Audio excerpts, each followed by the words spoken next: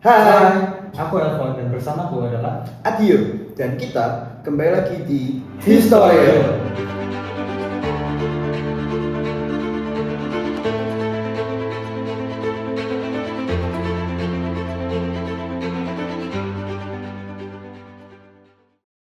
dan hari ini guys kita akan membahas tentang masa ketika Indonesia berhasil bangkit dari ancaman kelaparan. Bayangkan kita hidup di negara yang subur, tapi setiap kali kita memakan nasi, kita malah harus impor beras dari luar negeri. Dan itulah Indonesia di akhir tahun 1960-an. Tapi tunggu dulu, karena dalam waktu kurang dari 2 dekade semua itu berubah. Negara ini bahkan dapat mendapatkan penghargaan dari dunia, berhasil mencapai swasembada pangan. Dan semua ini berawal dari sebuah langkah yang namanya Revolusi Hijau.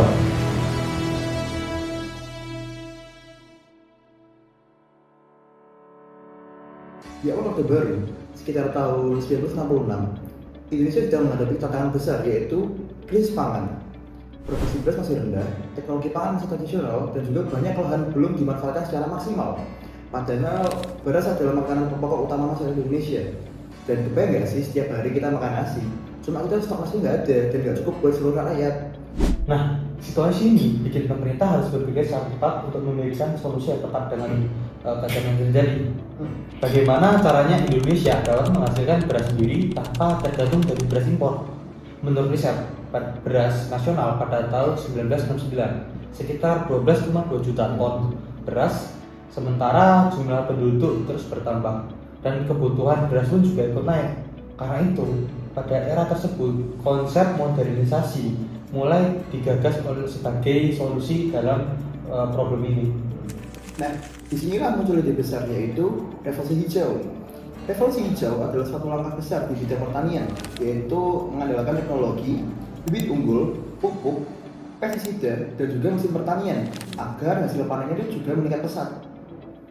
Nah, sebenarnya benar, secara teori revolusi hijau ini didasarkan pada pemikiran bahwa jika kita bisa mengoptimalkan teknologi pertanian dan ilmu pertanian atau ilmu pengetahuan, maka manusia dapat mengandalkan dan mengoptimalkan hasil panen tanpa harus memperluas lahan.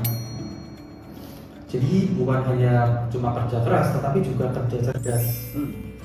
Petani mulai dibekali dengan pengetahuan baru, bibit yang unggul, dan juga diberikan alat modern sehingga dapat meningkatkan skala operasi mereka dan menggantikan cara lama atau cara tradisional.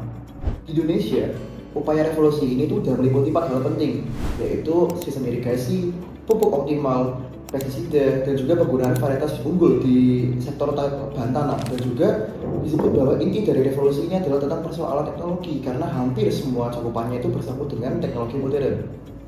Nah, pada masa pemerintahan Orde Baru di bawah Presiden Soeharto, program revolusi hijau ini dijalankan dengan dukungan penuh oleh pemerintah.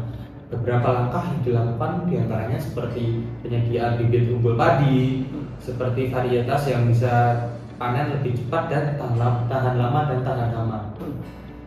Pemakaian pupuk dan pestisida kimia untuk menjaga hasil panen tetap stabil dan kualitasnya juga baik. Yang ketiga merupakan penggunaan mesin pertanian seperti traktor, pompa air, dan juga alat perotok padi untuk mempercepat dan mengoptimalkan kerja tani atau petani. Yang keempat adalah perluasan dan perbaikan irigasi supaya lancar mendapatkan air yang cukup sepanjang tahun. Dan yang kelima dan yang terakhir adalah penyuluhan pertanian bagi seluruh petani biar mereka tuh bisa menerapkan teknologi baru dengan baik dan benar. Yang tadinya kita merupakan negara pengimpor beras yang besar, artinya yang banyak, akhirnya 84 kita bisa swasembada. Nah kemudian terus kita pertahankan 84 sampai kepada 94, berarti 10 tahun sudah kita mempertahankan, dan tetap pula sukses kita bisa mempertahankan swasembada beras tersebut. Kita meminjamkan stok nasional kita kepada negara-negara yang sangat membutuhkan, lebih mewujudkan kerjasama antar bangsa. Ini semua juga karena jerih payah daripada para petani-petani kita. Nah, langkah ini nggak cuma mempercepat ya, proses tanam dan juga panen, tapi juga meningkatkan hasil produksi secara luar biasa. Misalnya itu ada program kayak BIMAS atau bimbingan massal. Kemudian dikembangkan menjadi BIMAS gotong royong yang melibatkan input pupuk dan juga pestisida dari pemerintah ke petani. Dan dengan demikian, mekanisme pertanian dan intensifikasi lahan menjadi faktor kunci. Dan hasilnya apa? Luar biasa. Pada tahun 1984, Indonesia berhasil mencapai swasembada beras. Untuk pertama kalinya, negeri ini tidak lagi bergantung pada impor beras dari luar negeri ya. Menurut data, produksi beras nasional pada 1984 tercatat sekitar 25,8 juta ton. Untuk penduduk sekitar 161 juta jiwa. Dengan konsumsi per kapita sekitar 132,53 kilo per tahun. Beberapa sumber menyebutkan bahwa angka 27,7 ton pada tahun 1984 sebagai capaian puncak. Gak hanya itu, capaian ini juga mendapat pengakuan dunia, yaitu dari FAO atau Organisasi Pangan dan juga Pertanian Dunia, memberikan penghargaan kepada pemerintah Indonesia. Indonesia yang dulu kekurangan pangan, jadi suatu negara yang bisa mencakupi kebutuhan rakyat sendiri, itu adalah sebuah kayak perkembangan besar ya buat Indonesia ya. Prestasi. Nah, selain beras yang melimpah, revolusi hijau ini juga membawa perubahan besar di dunia pertanian Indonesia. Petani mulai mengenal teknologi pertanian modern. Mereka tak lagi bergantung sepenuhnya pada tenaga manusia atau perbau. Traktor mulai membantu mengolah lahan lebih cepat. Pompa air membantu pengaliran di musim kering, dan alat panen membuat kerja lebih efisien. Inovasi ini menjadikan sektor pertanian sebagai tulang punggung ekonomi nasional pada saat itu. Pembangunan desa meningkat, pendapatan petani naik, dan juga semangat gotong royong dalam bertani tetap hidup. Dalam suatu riset disebutkan bahwa peningkatan produksi serta luas panen berasal dari kombinasi antara inovasi teknologi dan juga intensifikasi lahan.